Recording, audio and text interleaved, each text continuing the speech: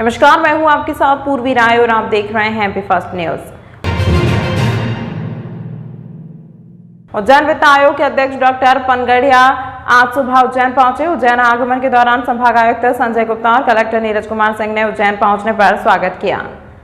16वें वित्त आयोग के अध्यक्ष डॉक्टर अरविंद पनगड़िया ने सपत्नीक बाबा महाकाल का पंचामृत से अभिषेक कर पूजन अर्चन किया। वित्त आयोग के अध्यक्ष डॉक्टर पनगड़िया ने सपत्नीक महाकाल मंदिर में बाबा महाकाल का अभिषेक किया। उनके साथ वित्त आयोग के सचिव श्री कुमार विवेक ने भी बाबा महाकाल का पूजन अभिषेक किया। श्री महाकालेश्वर प्रबंधन समिति की ओर से संभागायुक्त श्री संजय गुप्ता और कलेक्टर श्री नीरज कुमार सिंह ने महाकाल शॉल और प्रतीक चिन्ह देकर सम्मान किया। तदुपरांत डॉक्टर अरविंद पनगड़िया ने सपत्नीक शक्तिपीठ माता हरसिद्धि मंदिर में माता रानी मां हरसिद्धि का पूजन किया। महाकाल लोक और वैदिक घड़ी का भी अवलोकन किया। गाड़ी से कट करने के बाद पर युवक की हत्या का मामला सामने आया है। एंगोरिया थाना पुलिस ने मृतक के शव का पोस्टमार्टम कराकर सीसीटीवी फुटेज के आधार पर आरोपी को गिरफ्तार भी कर लिया है। एंगोरिया थाना क्षेत्र में ग्राम बोलेडी में शादी समारोह में शामिल होने गए युवक की हत्या का मामला सामने आया है। एंगोरिया थाना के प्रभारी एंड्रियास ने जानकारी देते हुए बताया कि राहुल केवट और प्रहलाद मोंगिया के रास्ते में कट करने के लेकर हल्की नोकझोंक हो गई थी, जिसके बाद वह अपने अपने रास्ते पर चले गए थे। थोड़ी देर बाद में फिर रास्ते में आमने सामने टकराए और प्रहलाद ने राहुल पर चाकू से हमला कर दिया, जिसके आधार पर एंगोरिया थाना पुलिस ने आरोपी प्रहलाद मोंगिया को गिरफ्तार कर लिया। वहीं पुलिस ने राहुल केवट के शव का पोस्टमार्टम कर परिजनों को सौंप दिया है। ये थाना एंगोरिया के ग्राम बलेडी क्षेत्र का घटना है। शाम को करीबन 9 साढ़े 9 के आसपास आरोपी और मृतक ये लोग एंगोरिया से बलेडी तरफ जा रहे थे। रास्ते में इनकी कट मारने की बात से विवाद हुआ था और मृतक आगे निकल गया था। उसके बाद जब आरोपी बारात बलेडी में आई हुई थी वहाँ पर पुनः टकरा गए, मतलब आमने सामने हो गए। जो उन्होंने उन दोनों के बीच में विवाद हुआ और उस विवाद को लेकर उसने उसको चाकू मार के हत्या कर दी। जिसकी मौत हुई उसका नाम है राहुल पिता छोगालाल केवट, उम्र 26-27 वर्ष की उम्र है, बलेडी का रहने वाला है। एक ही परिवार की 3 बेटियों की शादी थी। तीनों बारात अलग अलग जगह से बलेडी में आई हुई थी। भलाई समाज की बारात थी। आरोपी को राउंड अप कर लिया गया। निरीक्षक अंद्रयास कटारा, थाना प्रभारी एंगोरिया। सांसद अनिल फिरोजिया ने प्रधानमंत्री जन औषधि केंद्र व चरक भवन में संचालित स्वास्थ्य सेवाओं का निरीक्षण किया। सांसद उज्जैन आलोट अनिल फिरोजिया ने मातृ एवं शिशु चिकित्सालय चरक भवन, जिला चिकित्सालय में संचालित प्रधानमंत्री जन औषधि केंद्र व चरक भवन में संचालित स्वास्थ्य सेवाओं का निरीक्षण किया। निरीक्षण के दौरान सांसद अनिल फिरोजिया उपस्थित हितग्राहियों को जन औषधि केंद्र के बारे में अवगत कराया। जन औषधि योजना देश के प्रत्येक व्यक्ति को सबसे अच्छा और सस्ता उपचार प्रदान करने की एक महत्वपूर्ण कड़ी है। जन औषधि केंद्र पर बाजार में बहुत कम मूल्य पर जेनेरिक दवाइयां उपलब्ध हैं, यह जानकारी प्रदान की गई। साथ ही उपस्थित जन समुदाय को उन्होंने जन औषधि केंद्र एवं आयुष्मान भारत योजना के अंतर्गत अधिक से अधिक लाभ उठाने के लिए आग्रह किया। इस अवसर पर मुख्य चिकित्सा एवं स्वास्थ्य अधिकारी doctor Ashok Kumar Patel, civil surgeon सह अस्पताल अधीक्षक मुख्य डॉक्टर अजय दिवाकर, डॉक्टर चिन्मय चिंचोलीकर, जिला कार्यक्रम प्रबंधक RMO मनीष भद्रावले, सचिव Red Cross Society Lalit Jail सहित अन्य नागरिक भी उपस्थित थे। इसका विषय है कि केंद्र शासन के द्वारा संजीवनी औषधालय का जो है सभी दूर कार्यक्रम संपन्न हुआ। माननीय प्रधानमंत्री जी की जो मंशा है कि स्वास्थ्य के प्रति सजगता और उनको अच्छा इलाज मिले मरीजों को, और जो प्रधानमंत्री चाहते हैं कि जो औषधीय जो दवाइयाँ हैं उनको बहुत ही रीजनेबल रेट पे हो, जैसा गरीब से गरीब लोगों का इलाज हो। और माननीय प्रधानमंत्री जी तो इतने सतर्क और वो हैं संवेदनशील कि उन्होंने आयुष्मान कार्ड जैसे 5 लाख रुपए का इलाज मुफ्त में, दवाई मुफ्त में, और अब तो 70 साल के ऊपर के जितने भी बुज़ुर्ग हैं उनका भी मुफ्त में इलाज, बच्चों को टीका, जन्म से लेकर मृत्यु तक का इलाज जो माननीय प्रधानमंत्री जी करा रहे हैं गरीब से गरीब लोगों का, ये वास्तव में देवदूत हैं माननीय हमारे यशस्वी प्रधानमंत्री, जो ऐसी पहली बार देश में ऐसी योजना जिन्होंने प्रारंभ करी है। आज उसी तारतम्य में संजीवनी औषधालय में मैंने आया था और यहाँ पे निरीक्षण करा। मैंने यहाँ के बच्ची से लेके बड़ों से, युवाओं से लेके बुज़ुर्ग तक सबसे मैंने बातचीत करी तो सबने संतुष्ट बताया कि अच्छा इलाज हो रहा है, दवाइयाँ मिल रही है, और सबने आयुष्मान कार्ड और BPL कार्ड का जिक्र अवश्य करा कि हमारा मुफ्त में इलाज हो रहा है। तो मैं वास्तव में अभिभूत हूँ कि मैं भाग्यशाली भी हूँ कि मैं यशस्वी प्रधानमंत्री श्रीमान नरेंद्र मोदी जी ऐसे मतलब नेता के संरक्षण में मैं को अवसर मिला काम करने का, वास्तव में मैं बहुत अभिभूत हूँ। उज्जैन में शासकीय कार्यालय में कार अटैच करने का लालच देकर 40 से अधिक कार मालिकों की कार औने पौने दाम में बेचने वाले के खिलाफ पुलिस ने कार्रवाई की है। एसपी प्रदीप शर्मा ने बताया कि आरोपी जगदीश परमार निवासी कालिदास मार्ग ने नई कारों को उसकी TNG कंपनी में अटैच कर 25-30 हजार रुपए प्रति माह देने की बात कही थी। इसकी स्टाम्प पर लिखा पड़ी हुई, जिसमें जगदीश ने अपनी कंपनी का नाम लिखा व स्वयं का प्रोपराइटर बताया। कंपनी का नानाखेड़ा क्षेत्र में ऑफिस खोला और एक के बाद एक करीब 40 नई कारों को कंपनी में अटैच कर लिया। गुरुवार को पुलिस ने आरोपी जगदीश परमार को गिरफ्तार कर लिया। पूछताछ में जगदीश ने बताया कि फर्जी कागजात के माध्यम से उसने देवास, सागर, शाजापुर सहित अन्य शहरों में कारों को गिरवी रखकर बाजार में रुपए उठा लिए, वहीं कुछ कारों को बेच भी दिया। कारों में लगा GPS सिस्टम भी बंद कर दिया, जिससे कारों की लोकेशन पता न चल पाए। परमार ने शासकीय विभागों में अटैच करने के नाम पर कारों को 1.5 लाख 2 लाख में बेचा गया, गिरवी रख दिया था। 21 कार बरामद कर ली गई हैं। जिन्होंने कार खरीदी उनसे भी पूछताछ की जा रही है। परमार के अन्य साथियों के नाम भी सामने आए हैं। ये जगदीश परमार उज्जैन का रहने वाला है। इसके द्वारा यहाँ के लोगों की कार शासकीय कार्यालय में अटैच कराने के नाम पे उनसे ली गई और उनको रेंट का लालच दिया गया।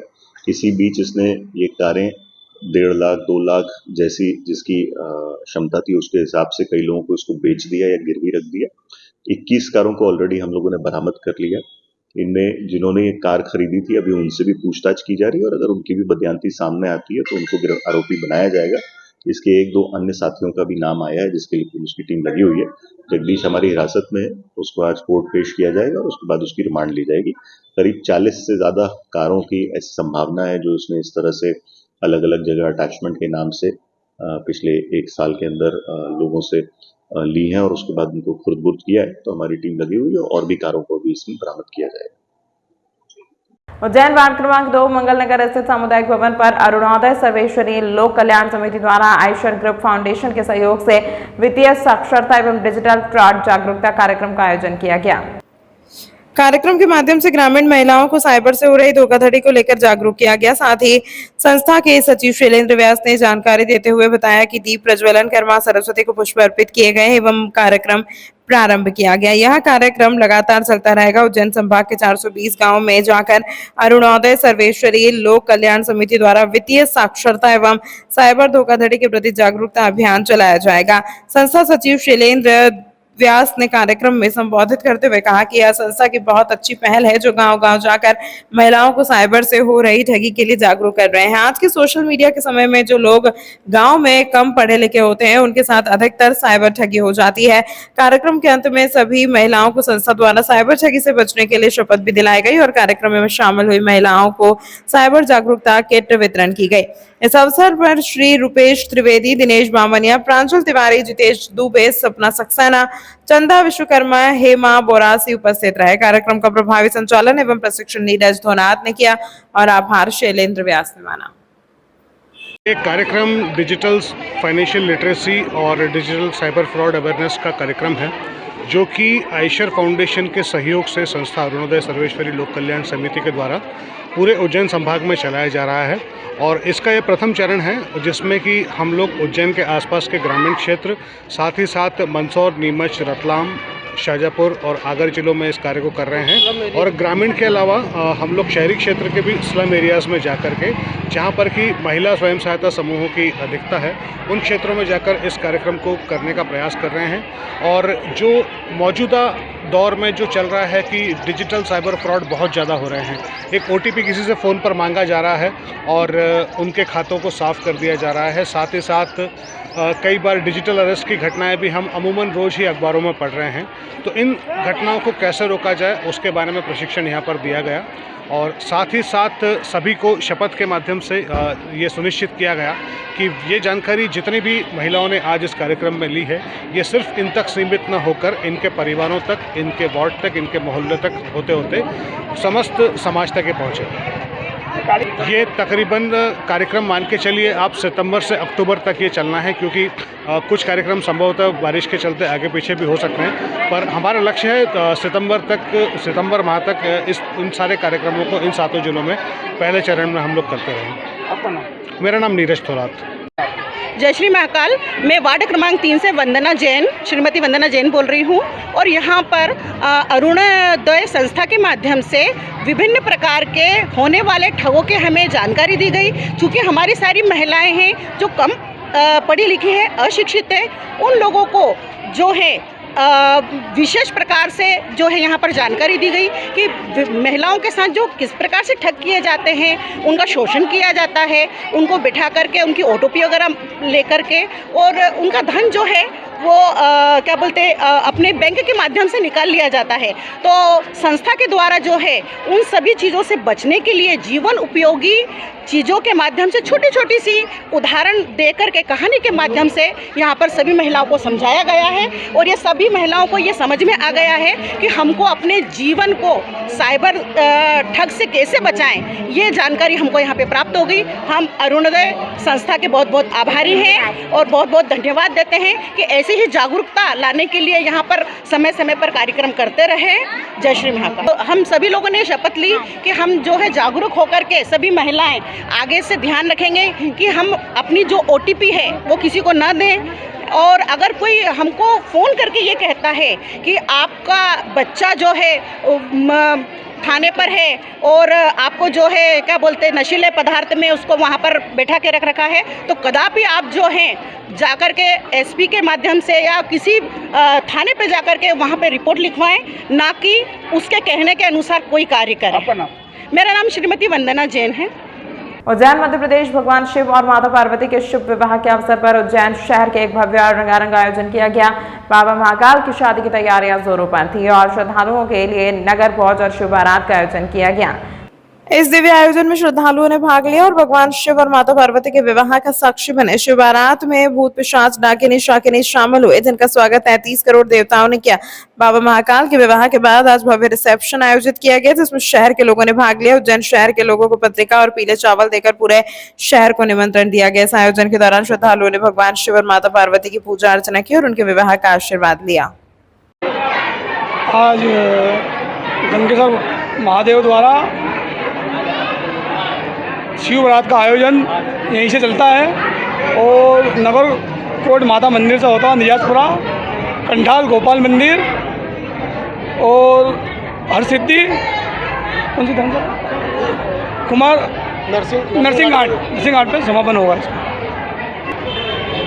घूट मंडली आओ भोलेनाथ जी, ढोल धमाके डीजे सब मस्ती में झूम उठे और बाबा महाकाल के लिए आज पालकी की आरती की है और आरती के पश्चात प्रसाद का वितरण हुआ है। आपका नाम? राजेश बाथम, बारात प्रभारी, वार्ड 16 का पार्षद। महाकाल की महाशिवरात्रि के पश्चात यहाँ पर एक बारात का आयोजन प्रतिवर्षानुसार किया जाता है।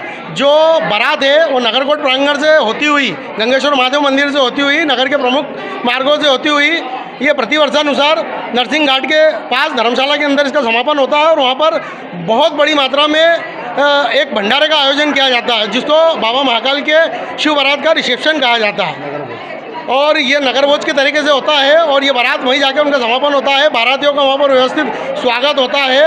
और ये जो बारात है, इस बारात के अंदर कई प्रकार की भूत मंडलियाँ होती है, देवी देवताओं का रूप धारण करे हुए लोग होते हैं और नगर की जितनी भी प्रसिद्ध हस्तियाँ होती है वो इस बारात में शामिल होती है। और ये बारात बस अब यहाँ पर पूजन के पश्चात ये जो पूजन हो चुका है और पूजन के बाद पालकी के रूप में बाबा को विराजमान करके हम यहाँ से ले जाते हैं। सुरेश बाथम। तमाम महत्वपूर्ण खबरों के लिए देखते रहिए MP फर्स्ट न्यूज़।